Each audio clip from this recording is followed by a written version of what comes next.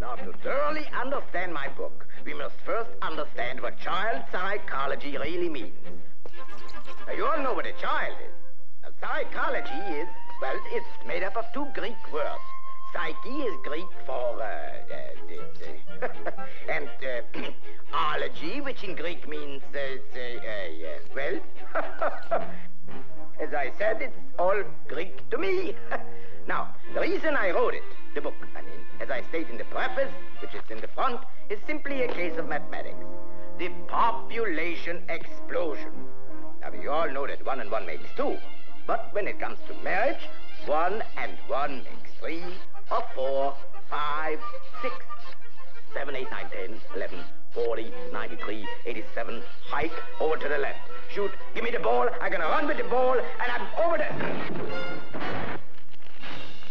Wait a second, what? And after several years, well, you're up to here in kids. Now look at all the thousands of letters from frustrated parents complaining that their children are noisy, destructive, disobedient, and uncontrollable. In other words, perfectly normal. And they're the worst kind. You can take my word for that. These letters are all about the same. Now, here's a typical one. Dear Doctor, help! This trouble. Well, my book is filled with helpful suggestions for all you parents. But in case you get nothing from the inside, you'll find the outside useful on their little backside. Of course, I don't need any help raising children. I'm a bachelor. Now, before I could write my book, there were years and years of research. I gathered statistics, behavior patterns, reaction to work. Now, most child experts study thousands of families and they make one chart. But I studied one family and I made thousands of charts. Now, that makes me a little different. I searched for a typical, average, normal American family.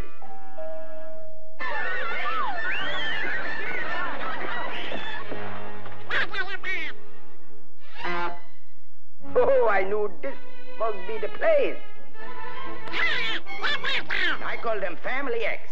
And oh, they are average, all right. They were terrible. Especially Mr. X. Oh, he was a real beaut, that Mr. X. The first chapter in my cookbook, and I call it a cookbook because it's about this kooky family, starts at the beginning. It's about birthdays, and that's where everything starts. Unlike the other experts, I didn't bring them to my clinic. I observed them in their natural habitat. I did that once with the wallaby, a little bear from Australia. And very interesting. Of course, you observe humans from a distance like you would a lion or a tiger. Anything, it's no sense in taking chances. I mean, it's a lot safer this way. All children should have a place of their own where they can develop self-expression. Of course, without parental supervision, anything can happen. But in this case, they are choosing a present for Mr. X's birthday. And that's good. That's very good. Just that one. Mr. X has taught the kids it's better to give than to receive. Especially since he's on the receiving end. It's never too early to learn the value of money. After all, what can you do without money? Come to think of it, what can you do with it? Nothing. Oh, what's this? Mr. X is upset about something. Oh, that is bad. That's bad. What's that? If by some quirk of fate the parent is discovered to be in the wrong, by all means, don't admit it. Make yourself as inconspicuous as possible and get lost. Family games is very important for the development of good sportsmanship. Nobody likes a poor winner, especially the loser, or vice virtue, or something like that. As part of my research on this chapter, I observed Family X at play. While I observed Family X, I made sure they didn't observe me, because if they observed me observing them observing me, well then, naturally, they wouldn't act naturally. Mr. X attempted to participate in the children's activities. Participate. well, that's not it. We got a P with it. P-N-O. O goes into 2, 3 times. No. He was trying to play with the kids. Now, games should always be a family affair. It gives the children a sense of belonging, and the parents a chance to show off. Uh-oh. Yes, Dad. I'll do it blindfolded. Blindfolded. How cocky and hockey can you get? Never belittle children's abilities. They might develop complexes, and then the parent is liable to get hurt. Just as I thought, they're planning some mayhem already.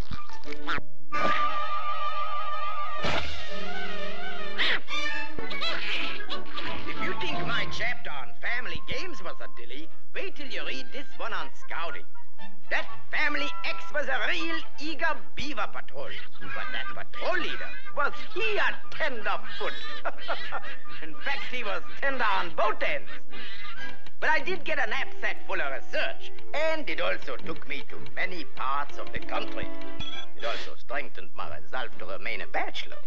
Parents should participate as leaders in their children's youth activity groups. Anyway, it'll fool the kids into thinking you're a good scout.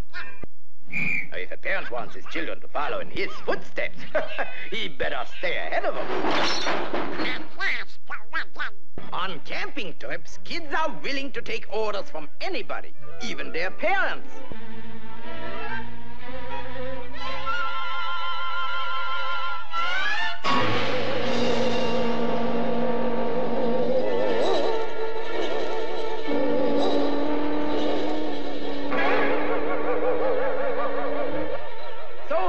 Kids know that you can't chop down a petrified tree. They ought to get a merit badge for putting up with this leader with the petrified brain. Well, there goes the patrol leader. 9, 8, 7, 6, 5, 4, 3, 2, 1, fire! After a day in the woods, an affectionate good night from the children is a reward that could keep any parent going. And Mr. X was no exception. He kept going and going and going and going and going. One of the most important chapters in my book is the one on what to do with the kids during summer vacation. Well, whatever you do, get them out of the house. Go to the mountains, go to the beach, go anywhere, but go, or you're gonna go nuts. Had I known Family X would be on the go so much, I would have chosen Family Y. But I was determined to hang on until my research was completed. Oh, boy, that's good. Besides, what's wrong with comic books, anyway? This spread was mistaken for the fountain of youth. I think what Mr. X said was, he'll teach them a lesson. There are many ways to get your point across to the child. This is one for the book. That's not my book. Some methods of training children are better than others. And this is the worst one I've ever seen. Now, how can a parent teach his children to grow up when he acts younger than they do? These two don't know how lucky they are that Mr. X left them behind. Left behind? Hey, wait for me! Wait for me! Come back here, you... When I realized I had lost Family X, I lost my head. Fortunately, I still had my thumb. Their trail led up north, and by the time I located them, we were in the Maine woods. In fact, I was part of it. Cleverly disguised. A rustic mountain cabin is an ideal place for a family vacation. In the woods, kids can run wild like the little savages they are. You can see why the only call they'll answer is the mess call. Now, parents often complain that their children eat like pigs. Now, that's not nice to say about the children. They don't eat like pigs. They just look like pigs. Uh-oh, they're starting to cook something up. And I don't blame them. After all, they went without their supper. Of course, Mr. X didn't go without his. In fact, he had theirs, too. That's his reward for being a firm parent. Maybe he's on vacation, but I'm working. And right now, his kids are working on him. Ooh, never in all my years as a child psychologist have I run into a messed up mix like Mr. Mix. I told you it was. Millions of families to choose from, and I had to pick this one. Children have vivid imaginations, and that's good. An alert parent should encourage this. But I'll tell you something, I've never seen it go this far before. Going up. You know something, Mr. X must have more imagination than the children to fall for a gag like this. Goodbye, sucker. An angel? He'll never get in. Yeah. Timber! You know, when children play their little jokes, it's very important that a parent should keep his sense of humor. Laugh and the world laughs with you and all that stuff. And well, here we go again. The devil, you say? Ooh, what scientific research we scientists go through for science. I was determined to make my book on child psychology the most complete volume ever published. But my research on young hot rodders almost made a wreck out of me. For 10 years I had followed them. And you know what happens to kids after 10 years? They become teenagers. One day your kids are asking for hot cereal, and the next they're asking for hot rod. From quarts of milk to gallons of gas in one. The only chance I had to rest and assemble my notes was when they had their car apart. Fortunately, it was apart more than it was together. The wise parent will encourage this. After all, the kids may not be able to put it back together again. There are two viewpoints as to whether teenagers should have a car. The answer to both, to be perfectly fair, is no. But now that they have it, the parent should sell his car and buy a filling station because it's cheaper that way. And that's exactly what Mr. X did. He not only bought it, he ran it. How cheap can you get? Fill her up, sir? Well, don't just stand there. Clean my glasses. You bet, sir. Now, shall I fill her up, sir? No, thank you. What a cheap so-and-so. Well, I've not seen him before.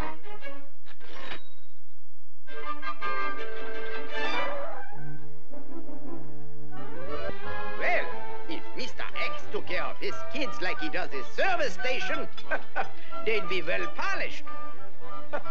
And pretty soon he's gonna have to polish them off, I think. What's my idea? After all my research of this typical, interesting family, I've come to one important conclusion. You want to know what is that conclusion? I've had it. I have had it. I've had it. 10 years around Mr. X was 10 years too much. His kids weren't so bad. The trouble is, children grow up and become adults. This is murder. But after taking notes for 10 years, my research was finally completed. It covered everything.